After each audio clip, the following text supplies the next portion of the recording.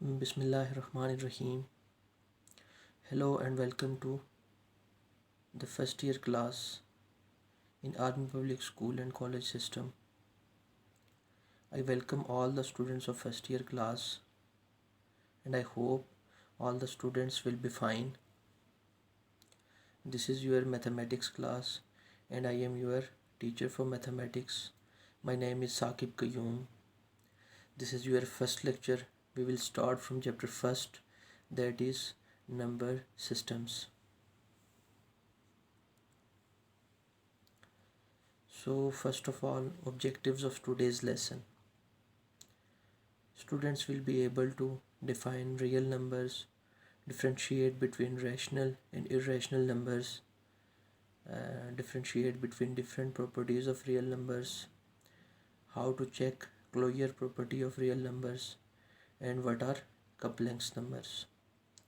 तो ये जो चैप्टर है आपका रियल नंबर्स के हवाले से है, रियल नंबर्स क्या होते हैं, फिर उसके बाद रैशनल नंबर्स और इरेशनल नंबर्स में क्या फ़र्क है, कैसे किसी नंबर को देख के पता चलेगा कि वो रैशनल नंबर है या इरेशनल नंबर है। उसके बाद हम फिर प्रॉपर्टीज़ जो रियल नंबर की हैं वो डिस्कस करेंगे और फिर जो है वो हम कम्प्लेक्स नंबर्स के हवाले से बात करेंगे। तो ये सब चीज़ें आप मैट्रिक लेवल पे पढ़ के आए हैं, लेकिन दोबारा से चूँकि और इन डिटेल जो है आपको ये चीज़ें पढ़ाई जाएंगी।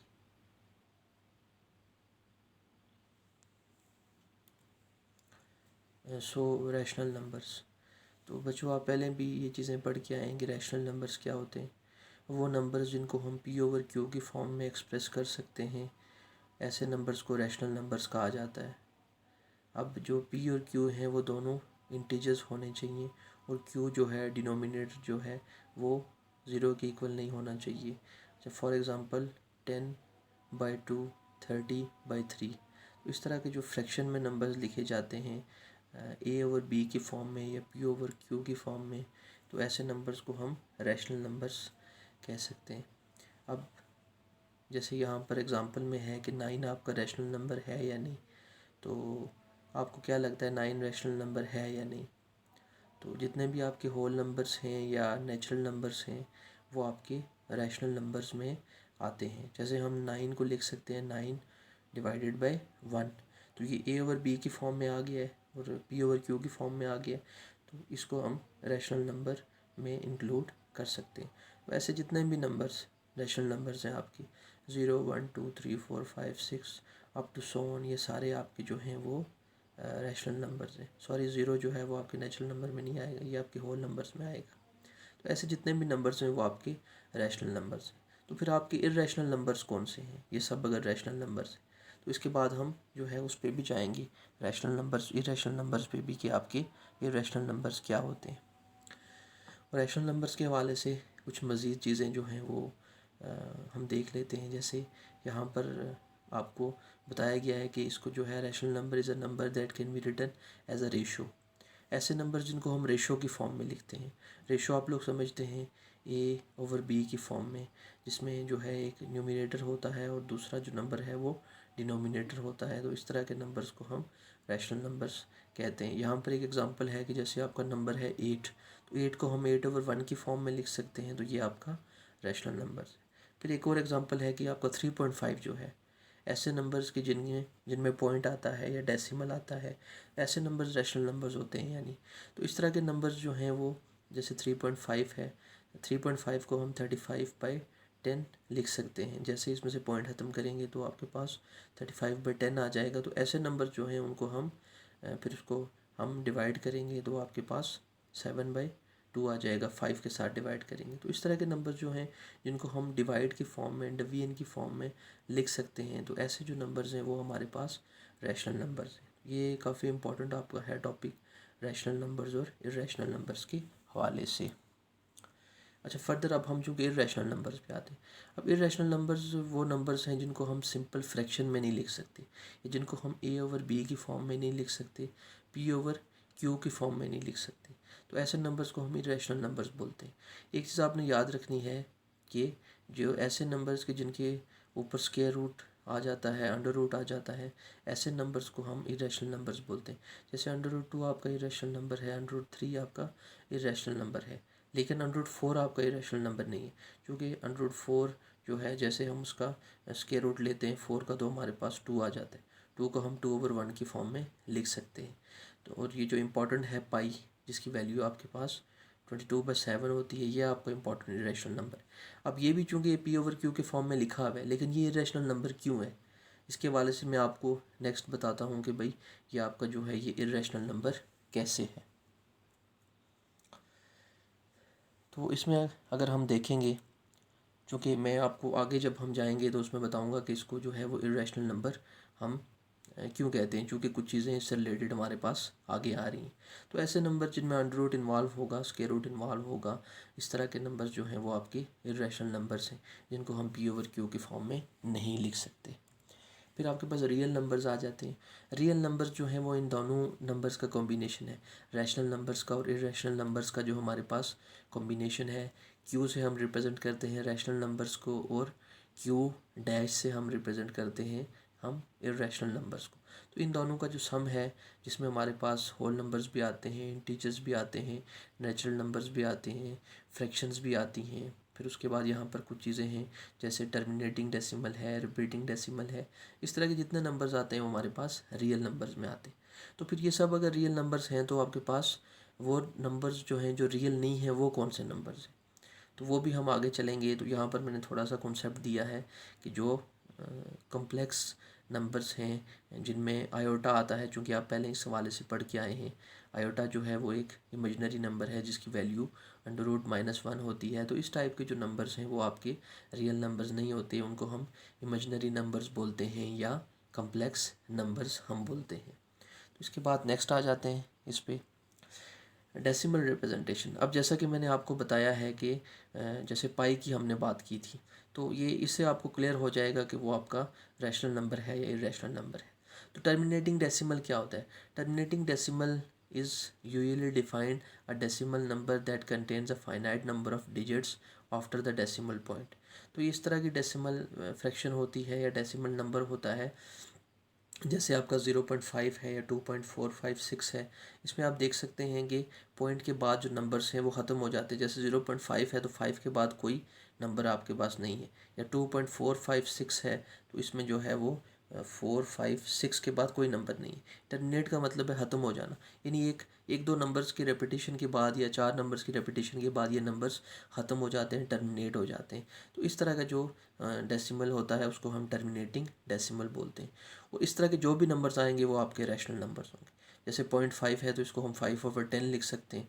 2.456 है तो इसको हम 2456 बाय हम लिख सकते हैं 1 के साथ। इसके डिनोमिनेटर में जो है वो 3 ज़ीरो आ जाएंगे, इसको हम 1000 लिख सकते हैं। तो इस तरह के जो भी टर्मिनेटिंग डेसिमल्स होंगे वो आपके रिप्रेजेंट करेंगे रैशनल नंबर्स को। अच्छा, नेक्स्ट आ जाते हैं हम रिकरिंग डेसिमल। ये दूसरी टाइप है डेसिमल की। ये ऐसा डेसिमल है जिसमें हमारे पास जो पॉइंट के बाद डिजिट्स आते हैं वो हमारे पास जो हैं वो रिकरिंग होते हैं या रिपीटिंग होते हैं। A decimal number with a digit और group of digits that repeats forever, यानी वो रिपीट होते रहते हैं। जब हम उनको कैलकुलेटर पे सॉल्व करेंगे तो वो रिपीट होते रहेंगे। जैसे 5.64747474, यानी आपका ये रिपीट हो रहा है 74। तो इस तरह के जो नंबर्स हैं वो आपके रिकरिंग डेसिमल, जो रिपीट होते रहते हैं डेसिमल के बाद, तो ये आपके जो हैं वो रिकरिंग डेसिमल है, और ये भी आपका रैशनल नंबर को रिप्रेजेंट करेगा। इस तरह के नंबर जो रिपीट होते रहेंगे, नॉन टर्मिनेटिंग होंगे, ख़त्म तो नहीं हो रहे, रिपीट हो रहे हैं, लेकिन ये है कि इसमें जो है सेम नंबर्स रिपीट हो रहे हैं। तो इस तरह के जो जो होंगे डेसिमल वो आपके रैशनल नंबर्स में आते हैं। अच्छा, ये थर्ड वन है जी, non terminating non recurring decimal. अब ये ऐसा जो है डेसिमल है जो, एक तो ये है कि ये ख़त्म नहीं होता, नॉन टर्मिनेटिंग है, और दूसरा है कि नॉन रिपीटिंग है, इसमें नंबर्स वापस रिपीट नहीं होते। जैसे मैंने पाई की बात की थी आपसे कुछ टाइम पहले कि आपका जो पाई है वो 22/7 इसकी वैल्यू है। जब हम 22 को 7 पे डिवाइड करते हैं तो आपके पास 3.14159 अप टू सोन ये वैल्यू चलती रहती है। तो ये देख रहे हैं आपकी, ये चूँकि जो है एक तो ये है कि ये नॉन टर्मिनेटिंग है, ये ख़त्म नहीं हो रहा, और उसके अलावा जो है दूसरी चीज़ इसमें कि ये इसमें सेम नंबर्स रिपीट नहीं हो रहे। तो इस तरह के जो non terminating non recurring decimal होंगे वो आपके जो हैं वो इर्रेशनल नंबर्स को रिप्रेजेंट करेंगे। तो अब जो है तीन जो है मैंने आपको बता दिए, एक है आपका टर्मिनेटिंग डेसिमल, दूसरा नॉन टर्मिनेटिंग है, और दूसरा रिकरिंग है, और जो तीसरा है वो non terminating non recurring decimal है। तो पहले दो जो हैं वो रैशनल नंबर्स को रिप्रेजेंट करते हैं, और ये जो है इर्रेशनल नंबर्स को रिप्रेजेंट करता है। और पाई आपका इम्पॉर्टेंट इर्रेशनल नंबर है। अच्छा, इसके बाद जो हैं कुछ प्रॉपर्टीज़ हैं आपकी रियल नंबर्स की। अब रियल नंबर्स मैं आपको बता चुका हूँ कि इसमें आपके रैशनल और इरेशनल नंबर्स आते हैं, plus natural numbers, whole numbers, integers, सब इसमें आते हैं। अब इसकी कुछ प्रॉपर्टीज़ हैं। जो फर्स्ट प्रॉपर्टी है वो है कॉम्यूटेटिव प्रॉपर्टी है, a plus B is equal to B plus A. यानी दो नंबर्स को आप सम करें, 2+3 या 3+2 करें, उसका आंसर सेम आएगा। तो इस तरह के जो हैं जो प्रॉपर्टी है वो आपकी एडिशन की कॉम्यूटेटिव प्रॉपर्टी। मल्टीप्लिकेशन में देखें तो a dot B is equal to B dot A, यानी a को b से मल्टीप्लाई करें या b को a से मल्टीप्लाई करें, आपकी जो आंसर होगा, रिज़ल्ट होगा, उसमें कोई फ़र्क नहीं पड़ेगा। फिर सेकंड है जी आपकी एसोसिएटिव प्रॉपर्टी है रियल नंबर्स की। इसमें आप देख सकते हैं कि a plus B plus C is equal to A plus B plus C. अब लेफ्ट हैंड साइड में आप देख सकते हैं कि पहले b और c को प्लस कर रहे हैं, और उसका जो आंसर है उसको a में प्लस कर रहे हैं, और उसके बाद जो आपकी लेफ्ट हैंड साइड में, और राइट हैंड साइड में आप देख सकते हैं कि आप इसमें a और b को पहले प्लस कर रहे हैं और फिर उसका आंसर c में प्लस कर रहे हैं। तो आप नंबर्स रख के चेक कर सकते हैं, इसमें कुछ जो है वो फ़र्क नहीं आता आपके रिज़ल्ट में। तो इस तरह का जो है ये एसोसिएटिव प्रॉपर्टी है, इसमें तीन जो है वो इन्वॉल्व होते हैं नंबर्स। कॉम्यूटेटिव प्रॉपर्टी में दो नंबर्स इस्तेमाल हुए थे, इसमें तीन होते हैं। सिमिलरली मल्टीप्लिकेशन में आ जाए तो पहले बी और सी को मल्टीप्लाई करें, उसके बाद फिर उसके साथ ए को मल्टीप्लाई करें।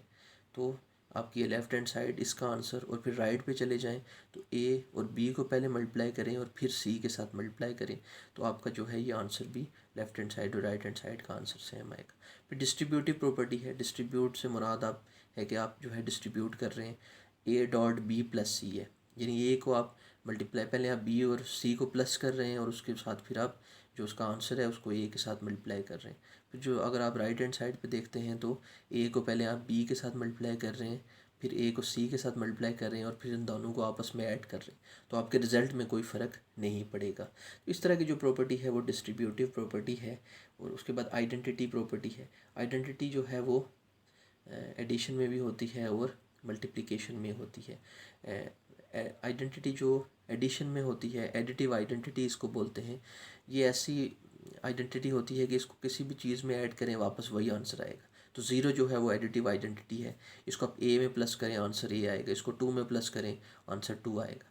फिर इसकी जो है एडिटिव आइडेंटिटी के बाद मल्टीप्लिकेटिव आइडेंटिटी है। मल्टीप्लिकेटिव आइडेंटिटी पे आप देख सकते हैं कि जैसे आपका 1 जो है वो मल्टीप्लिकेटिव आइडेंटिटी है। इसको आप जिससे मल्टीप्लाई करें जो है वापस आपके पास वही आंसर आता है। ए से मल्टीप्लाई करें 1 को तो ए आपके पास आंसर आएगा, 1 को आप 2 से मल्टीप्लाई करें 2 आपके पास आंसर आएगा। यानी ये 1 जो है मल्टीप्लिकेटिव आइडेंटिटी है, ये जिससे मल्टीप्लाई होगा वापस वही वैल्यू आंसर आएगी। और सिमिलरली जो आपकी एडिटिव आइडेंटिटी है वो मैंने बताया कि ज़ीरो है, ज़ीरो जिसमें प्लस करें तो वो आपके पास वापस वही आंसर आता है। जो आपकी फिफ्थ है ये इन्वर्स प्रॉपर्टी है। इन्वर्स प्रॉपर्टी में ये है कि आप जो ए है उसका जो एडिटिव इन्वर्स है वो माइनस ए है, यानी बिल्कुल सेम होगा। जैसे 2 है तो उसका -2 होगा, 3 है तो उसका -3 होगा। इन दोनों को आपस में ऐड करें तो आपका आंसर जो है वो ज़ीरो आए। एडिटिव इन्वर्स के बाद आपके पास मल्टीप्लिकेटिव इन्वर्स है। जैसे ए है तो ए का मल्टीप्लिकेटिव इन्वर्स 1/a है, यानी दोनों को आप मल्टीप्लाई करें तो आपके पास आंसर 1 आना चाहिए। अगर 2 है तो उसका 1/2 हो जाएगा, 5 है तो 1/5 हो जाएगा, वो कैंसिल आउट होकर आपका आंसर जो है वो 1 आ जाएगा। तो ये दो इंपॉर्टेंट आपने याद रखनी है। एक तो आइडेंटिटी प्रॉपर्टी में दो हैं, एडिटिव आइडेंटिटी और मल्टीप्लिकेटिव आइडेंटिटी। 0 आपका एडिटिव आइडेंटिटी है और 1 आपकी मल्टीप्लिकेटिव आइडेंटिटी है। फिर इन्वर्स प्रॉपर्टी है, इसमें आपका जो है इन्वर्स है, एडिटिव इन्वर्स है और मल्टीप्लिकेटिव इन्वर्स है। तो ए का एडिटिव इन्वर्स -a, 2 का एडिटिव इन्वर्स -2। और सिमिलरली जो आपका है जैसे ए है तो उसका मल्टीप्लिकेटिव इन्वर्स 1/a है, 2 है तो उसका मल्टीप्लिकेटिव इन्वर्स 1/2 होगा, ताकि आपके पास आपका आंसर जो है वो 1 आ जाए। इसके कुछ एग्जांपल्स हैं, आप डिस्कस कर लें, देख लें। ये एग्जांपल्स हैं कॉम्यूटेटिव प्रॉपर्टी की। 2 + 3 = 3 + 2। मल्टीप्लिकेशन की है 2 × 3 = 3 × 2, सेम आंसर होगा।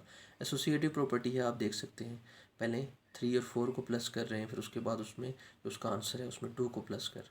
सिमिलरली फिर दूसरी साइड पे आप 3 + 2 कर रहे हैं और उसमें 4 को ऐड कर रहे हैं। इसके बाद फिर एसोसिएटिव प्रॉपर्टी ऑफ मल्टीप्लिकेशन है, बिल्कुल सेम है, सिर्फ इसमें आप मल्टीप्लाई कर रहे हैं इन चीज़ों को। डिस्ट्रीब्यूटिव प्रॉपर्टी में बता चुका हूँ आपको कि पहले आप इसकी लेफ्ट हैंड साइड पे 2 चीज़ों को प्लस करेंगे और थर्ड वन से इसे मल्टीप्लाई करेंगे, और जो उसकी राइट हैंड साइड है उसमें 2 जो है पहले 1 से मल्टीप्लाई होगा 3 से, और फिर 4 से मल्टीप्लाई होगा, और फिर दोनों को हम ऐड अप कर देंगे। एडिटिव आइडेंटिटी बता चुका हूँ कि 0 किसी भी चीज़ में ऐड करेंगे वापस वही वैल्यू आएगी।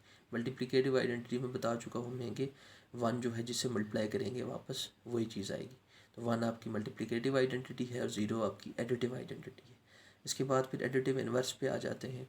एडिटिव इन्वर्स जो है उसमें मैं बता चुका हूँ कि एक ऐसी वैल्यू है जो उसका नेगेटिव होगा वो एडिटिव इन्वर्स होगा। 3 है तो उसका एडिटिव इन्वर्स -3 है तो 0 आपके पास आ गया। फिर मल्टीप्लिकेटिव इन्वर्स है, इसमें है कि आपका 3 है तो उसका 1/3 है तो आंसर आपका 1 आ गया।